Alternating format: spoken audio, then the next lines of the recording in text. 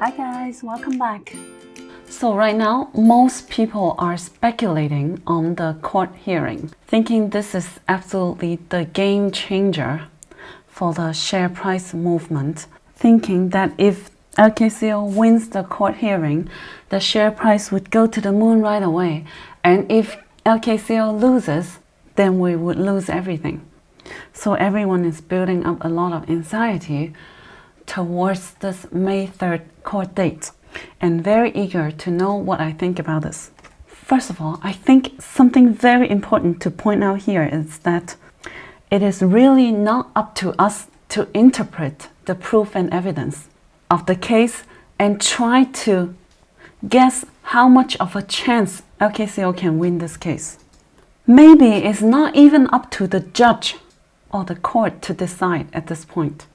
So I'm sorry to disappoint you, but I think it might be useless for us to look at the document to try to guess what's going to happen. We know that the Department of Defense did not have any proof or evidence since the beginning. It was a sudden point from the president to be one of the last acts before stepping down. It was not based on evidence in the first place anyways. So for Xiaomi to win their case, I've said it before, to overrule the last president's order, do you think it's something a judge can decide? Or does it imply someone up there with bigger power needs to send out some signals of approval first? Like I said, I think Xiaomi winning the first hearing case was a sign of gesture. And this kind of action for politics is usually a gesture or used to be leveraged for negotiation. And just so it happens, the companies involved in the middle are Xiaomi and Luokung Technology. It could be another company and it might be the same result. So I really don't think it's up to me to interpret or try to guess how it's gonna go at this point. That's the number one thing I want to say. And second of all, I think that technically the valuation of LKCO should not even depend on the court case. Sometimes the share price just does its own thing, completely different than the company's fundamental. Sometimes people ask why NIO has good news one after the others, but it still can drop. Sometimes the share price is completely detached from the company's situation. It totally depends on how the institutions are playing it. But I just know that if I hold through, then there is nothing that can shake me out. And whether LKCO win the court case or not, it shouldn't affect that much the valuation of the companies. Just look at Xiaomi here. It was on this day when it was winning the first hearing. Did the share price go up like this? No. It had a little bit jump of 7%, growing a little bit for a few days and then correction, and thus is normal things like a normal share price. Even though it was beaten down because of the blacklisting news on this day and it continued downtrend, but winning the case just did not make it go back to before the blacklisting. Why is that? Because technically, winning the case or not does not affect the company's valuation. Technically, all it does is some temporary price movement. It just happens that Xiaomi has a much bigger market cap than LKCO, so maybe LKCO is gonna be much more volatile. Valuation is the valuation. No matter how the price action moves up and down, in the end, it would go back to how much it's worth, and time will tell. And in the stock market, you can only give it time for the share price to adjust to the valuation. Sometimes it's quick, sometimes it takes time. Back to LKCO. Why are people building up anxiety stronger and stronger right now? Because so many people think if LKCO loses, it's gonna go to zero. Or if it wins the case, the share price would explode right away, which is great. Everybody would love to see that, right? I would be very happy if it can explode right away. But have you thought about the possibility that if it wins the case and it drops? I'm not saying this would happen, but I'm just asking, what would you think at that moment? Would you be able to take it? Sometimes the share price does its own thing. It depends on the institutions behind it too. to drive a lot of share price movement, and your emotion would be affected and change the way you look at the company. So this is why it's useless to speculate on this right now, to guess how's the results gonna be, to see how the share price can go. And the best way is to look at the company's fundamental. At the end of the day, it always goes back to fundamental. Right now, we have no earning of 2020 yet. I think they would release it next month. Could be good, could be bad, because the COVID really hurt them. It could be good because we are at the time of the EV booming, and we know that they will be working with a lot of cities to develop smart city projects as well. But at the same time, it could be also bad because last year it was the COVID that put a lot of projects on pause while they would be going through a lot of cash burning. So it could be both good and bad. Right now, we cannot judge based on the earning. But what we can know is that they have finally acquired 100% of Imago. And this is very important because Imago is one of the 5 total companies in China that have this license to scan the map and to put in commercial use. So basically, all the EV can only go through these 5 companies. And like I said before, Imago is the only one that does not have the conflict of interest like the other HD map provider that are owned by the big techs that are at the same time doing their own EV.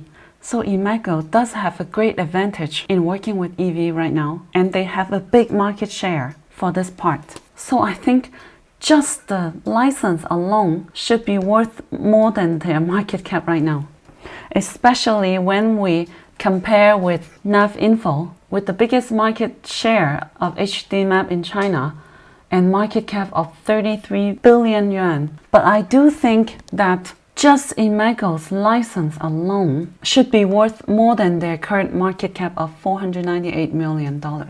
When you think about how much use it would be for all these kind of different sectors, and more industries would need HD map solutions in the future. Right now, we are only looking at the beginning of things, especially when we look at NavInfo's. What I showed you before, they have the biggest market share of HD map solution in China right now. Imago has around 2/3 of their market share, and their market cap is 33 billion yuan, which is equivalent to around $5 billion US dollars. That's more than 10 times LKCO's market cap. On top of that, LKCO doesn't only have Imago, it also has Super Engine and other companies they acquire that offers the AI that has other technology, so then they can offer a more integrated solution and build a stronger moat for the company at this point.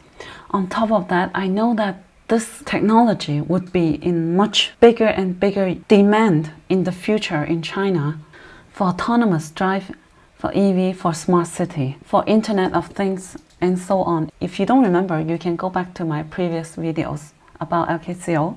Last time I shared the perspective of why China will be the leader of EV in the future. And now I also want to say, for smart city, if there is any country that would be the leader of smart city in the future, and the first one to be able to roll it out, it has to be China. So why is it China that would be the first to be the leader and roll it out? First of all, I think the Chinese government has really big ambition to be the leader of a lot of new techs in the future.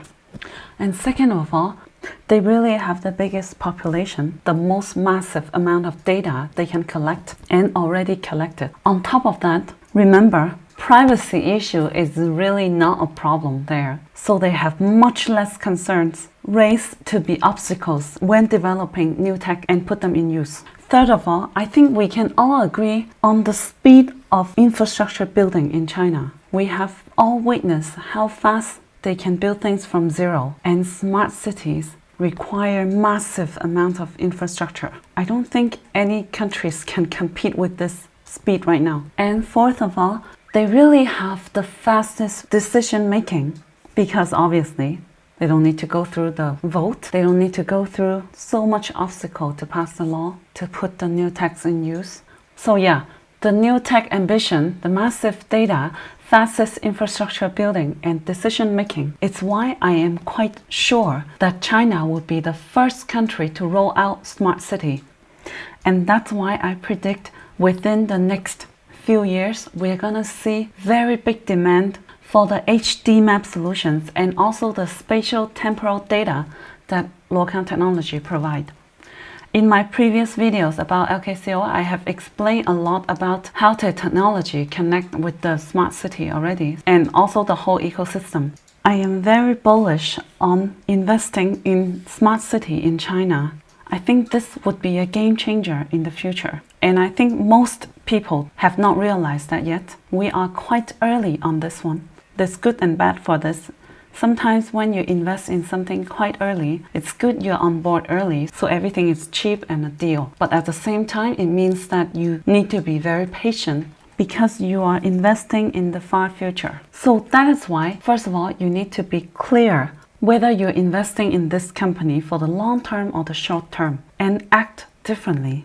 And if you're investing for the long term, then I would say there's no need to speculate on the court hearing because it only builds anxiety. It doesn't do much. But rather look more on the company's fundamental, the valuation. That would put your mind more at ease.